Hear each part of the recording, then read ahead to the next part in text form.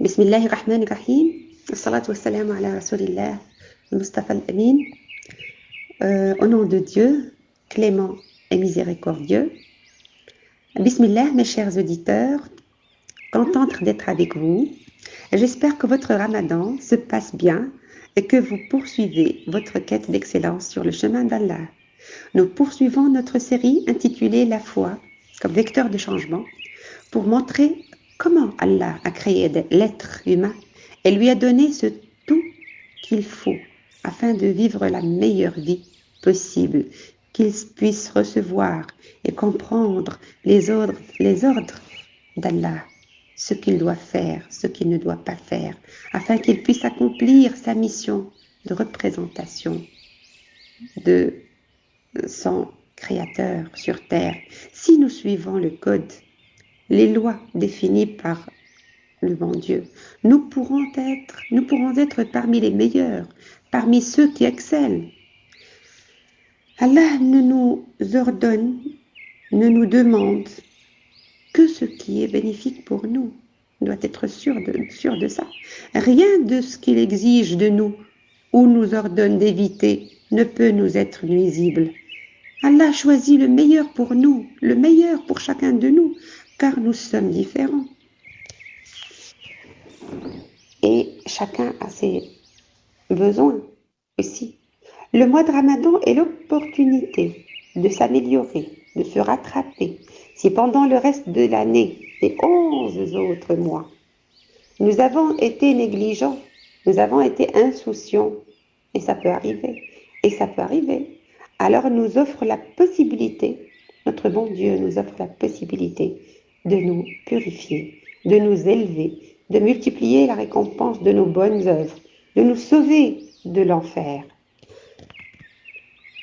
Notre bon Dieu est généreux, il aime ses serviteurs, il est plus miséricordieux envers nous que nos propres mamans, comme nous l'a enseigné notre prophète, sallallahu alayhi wa sallam. Il ne nous a pas créés et laissés égarés. Ça, c'est un point très fort. Au contraire, il nous a donné la boussole, le mode d'emploi, le code divin, afin que nous puissions réussir ici-bas et dans l'au-delà.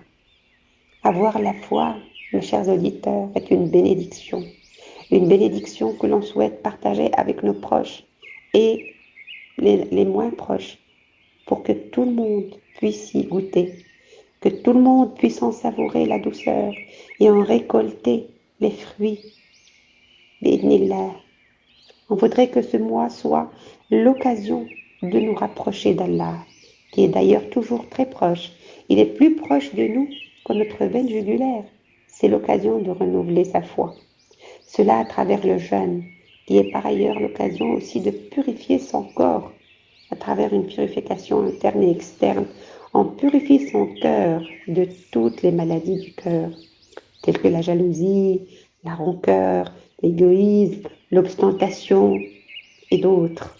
On retient sa langue de proférer des calomnies et des mensonges. Dans son hadith, notre prophète a dit, il nous a incités à ne pas répondre aux provocations et se contenter de dire « j'observe le jeûne ». Je ne veux pas gâcher mon jeûne et je veux jeûner de la manière qui satisfait Allah subhanahu. La prière obligatoire et les prières surérogatoires, qu'on appelle nawafil, qui viennent se rajouter aux prières obligatoires.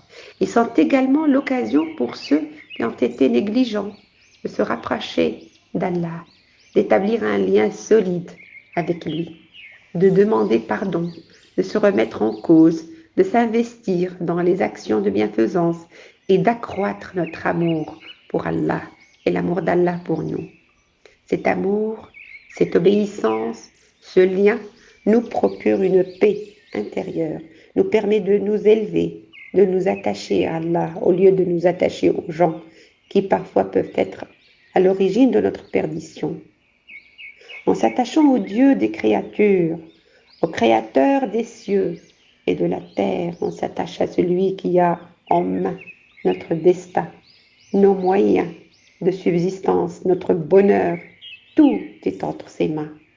En lui obéissant, en suivant ses instructions, en nous rapprochant de lui, en saisissant cette occasion renouvelée qu'est le Ramadan pour multiplier les invocations, les bonnes actions, on ressentira cette paix, cette joie interne et intérieure. Dis, ceci provient de la grâce d'Allah et de sa miséricorde. Voilà de quoi ils devraient se réjouir. C'est bien mieux que tout ce qu'ils amassent. قل بفضل الله وبرحمته فبذلك فليفرحوا هو خير مما يجمعون. Je trouve donc mon bonheur dans la foi, dans les actes de foi, dans la prière, dans le jeûne, dans les invocations, dans les actes de bienfaisance. Mes chers auditeurs, je prie Dieu qu'il nous accepte parmi ses serviteurs vertueux pour lesquels Allah a préparé ce qu'aucun œil n'a jamais vu, ni aucune oreille jamais entendu, et qu'aucune personne ne peut concevoir, et qu'il nous permette d'être parmi les croyants et ceux qui expriment leur gratitude. Amin. Qu'Allah nous enseigne ce qui nous est utile, bénéfique, et nous permette de bénéficier de ce qu'il nous enseigne et accroisse notre savoir. Amin, amin. Walhamdulillahi Rabbil Alamin. Louange à Dieu et salam alaikum et à bientôt. Inch'Allah.